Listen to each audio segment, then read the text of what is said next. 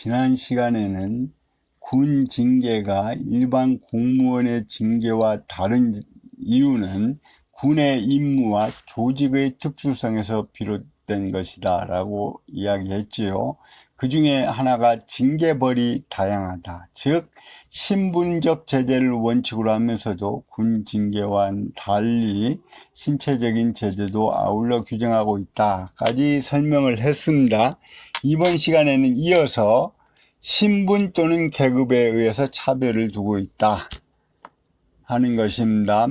일반 공무원의 징계와는 달리 군 징계에서는 신분에 상응한 문책과 이계질서의 확립을 위해서 신분과 계급에 따라서 상이한 취급을 하고 있다 하는 것입니다. 파면이나 해임 정직은 장교 준사관 또는 부사관의 하나고 군기교육 휴가 단축은 병역에만 해당합니다.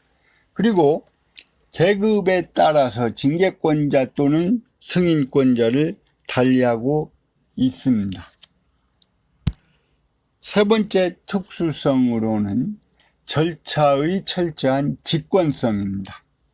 군 징계에 있어서는 과벌의 신속성을 기하고 통솔계통의 확립을 보장한다는 견지에서 일반 공무원 징계보다 철저한 직권주의적인 절차를 취하고 있습니다. 징계 절차 개시에 있어서 소추나 징계 요구 등을 원칙적으로 요구하지 않고 직권으로 개시할 수 있다 하는 점과 징계의 결정에 대해서 징계권자 또는 승인권자가 감경하거나 연기하거나 또는 중지 조치를 할 수 있다는 점 등이 그 예이지요. 다음은 징계벌과 형벌과의 관계를 설명하겠습니다. 군인이 의무 위반 행위를 했을 때 과해지는 징계벌과 형벌은 그 권력의 기초, 목적, 내용 및 대상을 달리합니다. 먼저 권력의 기초를 보면은 징계벌은 공무원, 즉 군인에 대해 가지는 특별 권력 관계에 의한 특별 권력의 발동으로 행해지는 데 반해서 형벌은 일반 통치권의 발동으로 과해지는 것이죠. 제재 대상은 징계벌은 공무원 즉 군인이 그 대상이나 형벌은 공무원을 포함한 일반 국민이 대상입니다. 제재 목적 또한 징계벌은 공무원이 속하는 행정조직 내부의 질서 유지를 목적으로 하지만 형벌은 국가와 사회의 질서 유지를 목적으로 하고 있습니다. 제재 원인을 보면은 제재를 가하기 위해서 형벌은 고의나 과실이 있어야 합니다. 그러나 징계벌은 의무 위반이라는 객관적인 사실에 착안하여 과하는 제재이기 때문에 고의나 과실이 반드시 있어야 하는 것은 아닙니다. 부하 공무원의 의무 위반에 대한 감독상의 책임도 면하지 못하는 점 등에서 형벌과 다릅니다.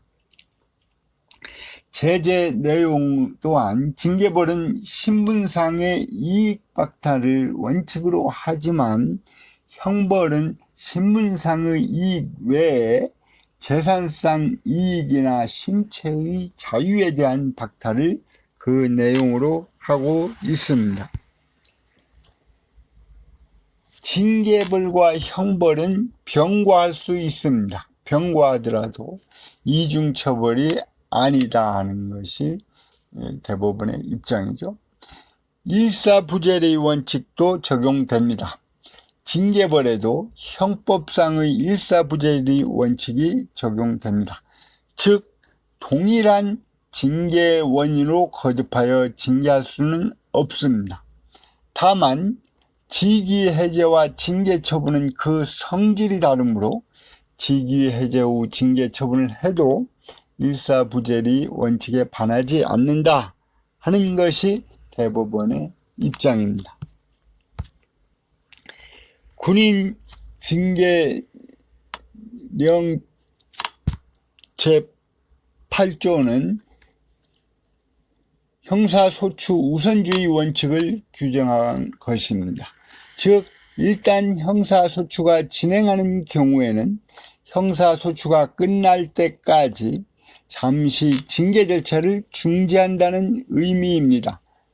이는 형사 절차가 보다 엄격하고 사실 확인이 더 명확히 밝힐 수 있기 때문이죠.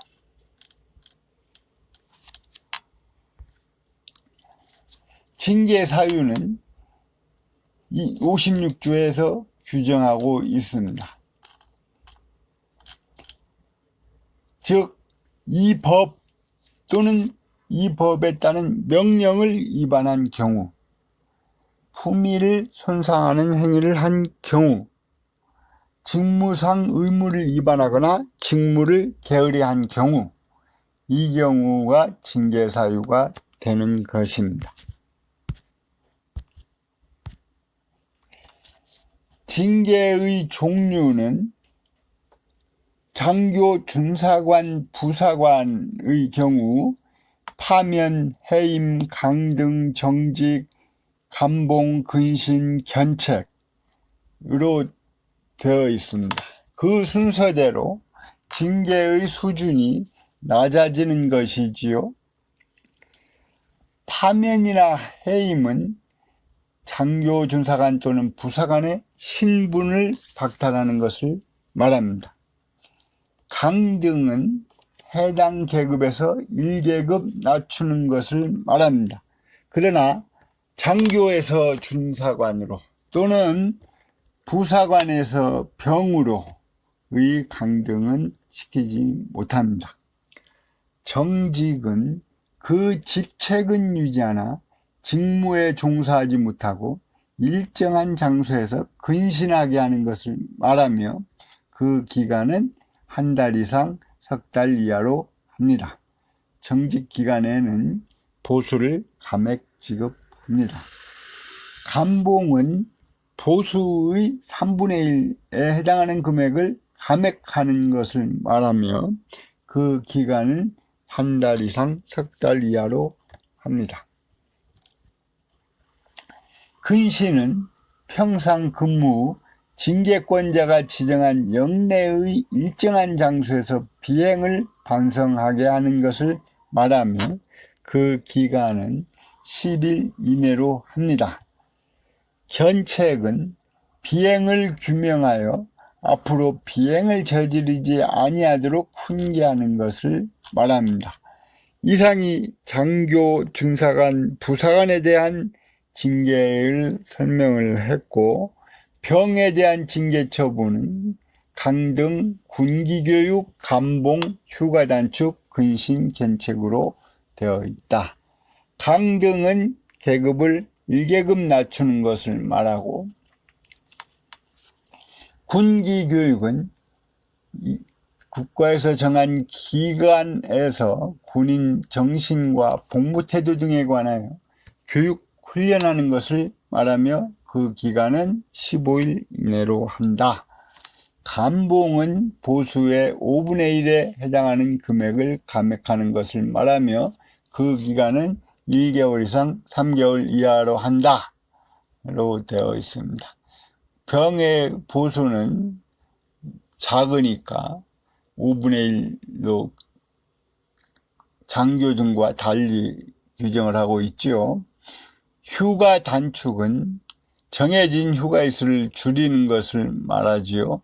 단축 일수는 한 회에 5일 이내로 하고 복무기간 중 총 15일을 초과하지 못한다 라고 되어 있고, 근신은 훈련이나 교육의 그 경우를 제외하고는 평상 근무에 복무하는 것을 금하고 일정한 장소에서 비행을 반성하게 하는 것을 말하며 그 기간은 15일 이내로 한다 라고 되어 있습니다. 장교 등과 좀 기간이 더 길죠. 견책은 비행 또는 과오를 규명하여 앞으로 그러한 행위를 하지 않도록 훈계를 하는 것을 말한다 라고 규정하고 있습니다. 징계처분은 상대방이 징계처분장을 통고받은 경우에 그 효력이 발생합니다. 파면처분을 받으면 장교, 준사관, 부사관의 신분을 박탈하며 제적 사유가 됩니다. 그 밖에 국가공무원 임용의 결격 사유가 되고 퇴직금을 50% 이상 50% 감액되는 등의 불이익이 있습니다. 파면 이외의 다른 징계처분을 받으면 당해 처분의 불이익뿐만 아니고 진급심사 시 불이익도 받게 됩니다. 징계처분을 받은 자는 인권 담당 군 법무관의 조력을 받아 그 처분의 통지를 받은 날부터 30일 이내에 장성급 장교가 지휘하는 징계권자의 차상급 부대 또는 기관의 장에게 항고할 수 있습니다. 항고는 징계권자의 상급기관이나 법원에 당해 징계처분이 위법 부당함을 주장하여 그 처분의 취소 변경을 청구할 수 있는 제도이지요.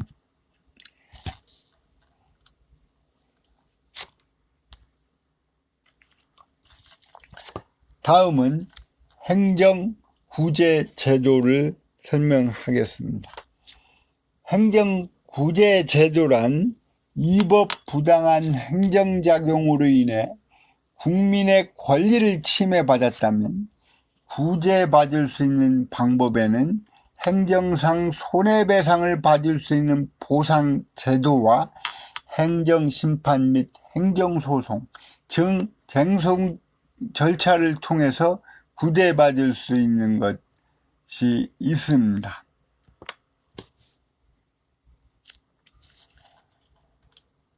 행정상 손해배상은 헌법 29조에 의거해서 국가배상법이 제정되어 있습니다. 헌법 29조 1항을 살펴보면 공무원의 직무상 불법행위로 손해를 받은 국민은 법률이 정하는 바에 국가 또는 공공단체에 정당한 배상을 청구할 수 있다. 이 경우 공무원 자신의 책임은 면제되지 아니한다 라고 규정되어 있습니다. 국가나 지자체의 배상 책임의 성질에 대해서는 대의책임설, 자기책임설, 중간설 등이 있으나 대의책임설이 통설입니다. 통설에 따르면 국가 등의 배상 책임은 가해자인 공무원 자신의 불법행위 책임을 재정이 풍부한 국가 등이 대신하는 책임이다. 그렇기 때문에 피해자는 국가 등에 대해서만 손해배상을 청구할 수 있다는 것입니다. 국가 등의 배상 책임이 대의 책임인 이상 국가 등은 내부 관계에 있어서 불법 행위를 행한 가해 공무원에 대해서 구상권을 행사할 수 있다는 것입니다.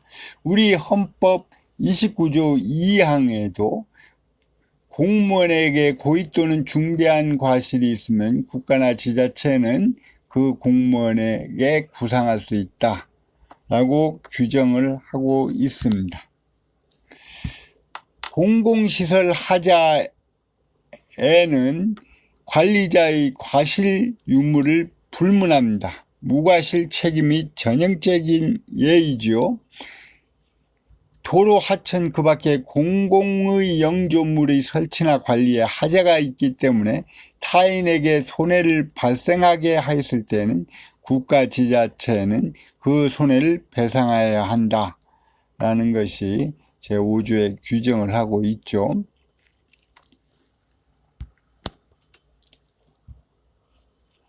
행정상 손실보상은 공공 필요에 의해 손실을 받은 자에게 그 손실을 보상함으로써 이해를 조정하기 위해 마련된 제도입니다. 적법한 행정활동에 의해 개인이 특별한 희생을 받았다면 이를 보상해 줘야 한다는 것입니다. 헌법 23조에 손실보상에 관한 규정을 두고 있으며 사망에 따라 공익사업을 위한 토지 등의 취득 및 보상에 관한 법률이 시행되고 있습니다. 헌법 23조에 보면은 모든 국민의 재산권은 보장된다. 그 내용과 한계는 법률로 정한다. 재산권의 행사는 공공복리에 적합하도록 하여야 한다. 공공필요에 의한 재산권의 수용, 사용, 제한 및 그에 대한 보상은 법률로 하되 정당한 보상을 지급하여야 한다. 라고 규정되어 있죠. 손실보상의 수준이 완전 보상이냐 상당 보상이냐 견해가 다를 수 있습니다. 우리 헌법을 보면은 재헌헌법에는 상당한 보상으로 규정했다가 제3공화국 이후 헌법은 정당한 보상으로 규정하고 있습니다. 즉 완전 보상 방향으로 나아가고 있다고 볼 수 있지요. 징발 보상의 경우처럼 전쟁 시 작전 수행을 위해 필요한 물자의 증발 시 평상시의 보상 기준을 그대로 적용할 수는 없겠지요. 손실 보상의 방법은 금전으로 하는 것이 원칙이지만 때로는 국채, 증권, 현물 등으로 하는 경우도 있습니다. 보상액의 결정은 먼저 당사자 간의 협의에 의하고 협의 불성립 시 토지수용위원회 등의 재결에 의하고 재결에도 불복할 경우에는 쟁송을 제기할 수 있습니다.